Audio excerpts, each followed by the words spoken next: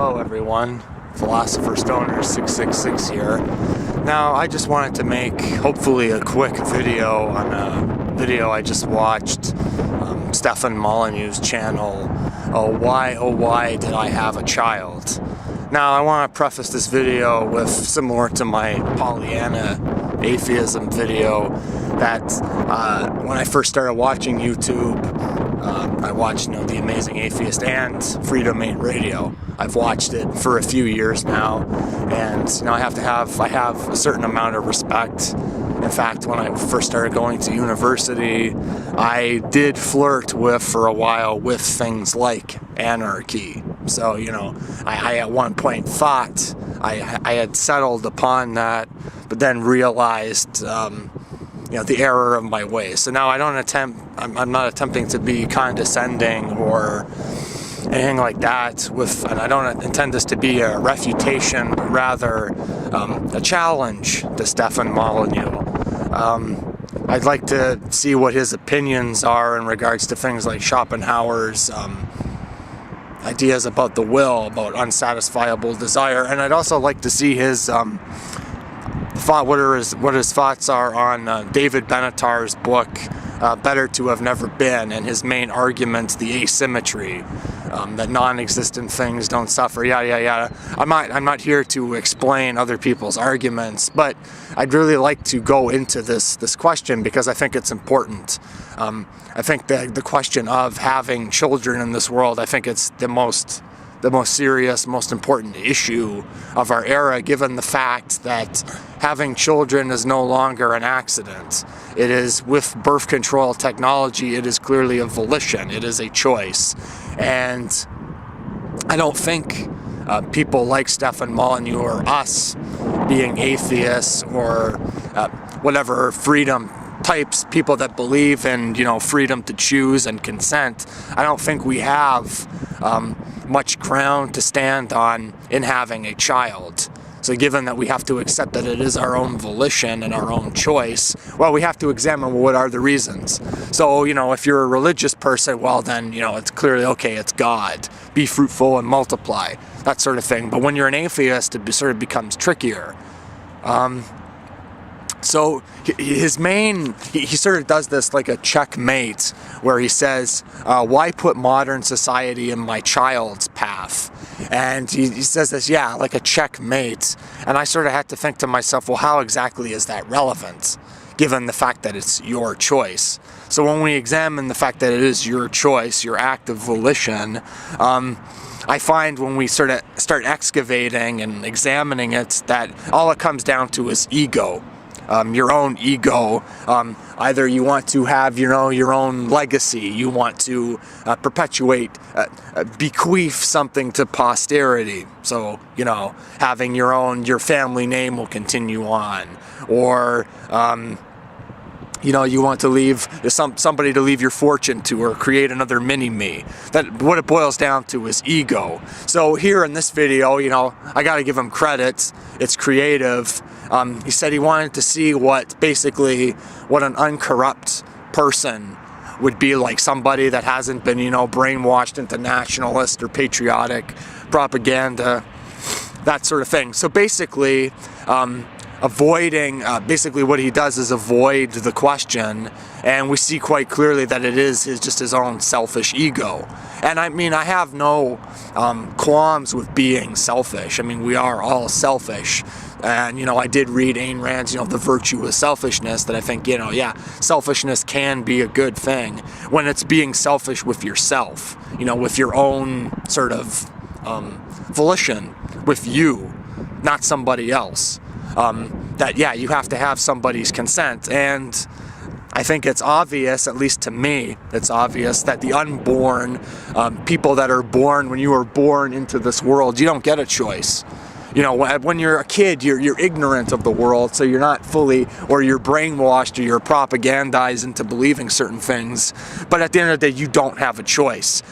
It is a coin flip where you wind up, what country you are born into, what your circumstance will be. So ultimately, it's not your choice. You have very little control over it. So it's your parents. Your parents basically say, they affirm this existence, or they think it's so wonderful.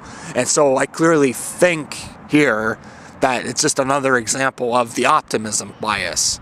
The video I saw recently, Tali Charot, about the optimism bias. And again, arguments that I didn't invent these arguments. Like I said, David Benatars, guys like Thomas Ligotti, Emil Ciorans. Again, all these obscure philosophers, they've been arguing this. They argued it better than me. But I haven't seen any sort of serious, taking this subject matter seriously. So what I think it is just, more of the optimism bias, more of the extreme ego without any merit to back it up, more extreme arrogance that these people that listen to Free Domain Radio and, others, whatever label you want to give yourself, anarchist, communist, whatever ism you want to give yourself, they have a supreme sort of unflinching faith in themselves and in their own optimism that they, or at least them and their clique of people, will create, the new utopia, and everything's just going to be just fine. And, I don't see any evidence of that happening in this world. And he goes on to talk about, just about the fact that, we live in this empire, and that now the internet is opened up, and, we now have a chance to do this stuff. And what I think he glosses over is that, we have all this technology, and in certain senses we have made progress. The fact that I can be on this webcam, and yet the fact that I don't know how exactly this camera works, I only have a vague understanding of how it works, that we have all this knowledge and all this progress, and you can do things on the internet and challenge authority and this and that, but that we also live in an era of nuclear weapons. And, every empire in human history has collapsed. The Roman Empire, the Egyptians, the Babylonians, and ours will be no different. The fact is that, in your videos, you talk about, all these economic and social problems, which are very true. We live in a society of collapsing values. We live in a decaying, corrupt society. We see that it is going to collapse. And yet I don't see anybody providing the 100% money-back guarantee that they would stake their own lives on, that they are going to build utopia and create perfection. I don't see this society heading anywhere near that. In fact, all the evidence, all the real rational evidence points to the fact that, we are facing near-term extinction. I am not an environmentalist, but even if, say, only a quarter of a lot of environmentalist predictions are true, then we really are fucked. We are facing near-term human extinction. Within the next 100 years, 200 species a day go extinct. We live on a planet with 7 billion people and growing, and diminishing resources. We have problems like peak oil, peak water, these sorts of things that I don't see anybody's come up with the answer to.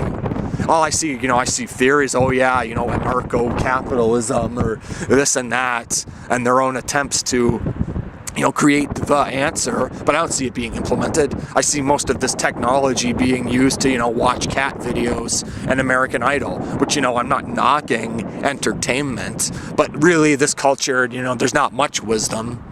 It's people who are like, where the fuck's my Big Mac and Slurpee, and fuck the truth. Screw having this conversation, basically.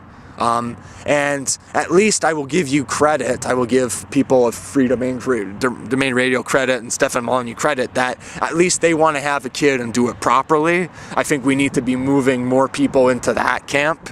I'm not necessarily saying don't have any children at all, although that is my own personal stance. But like I said, give you credit for doing it, at least trying to do it properly, but I still think it is an onerous, callous, and reckless thing to do. I don't think you have any, I don't see anybody being able to rationally write down on a piece of paper what their justification for it is for doing it, other than stuff that I see as being negative, like ego, God, your own petty, selfish schemes, with no merit or anything to back it up. again, I don't see any real positives here. So, like I said, I invite this as a challenge to sort of discuss these problems. And yeah, thanks for watching my video. Philosopher Stoner 666 out.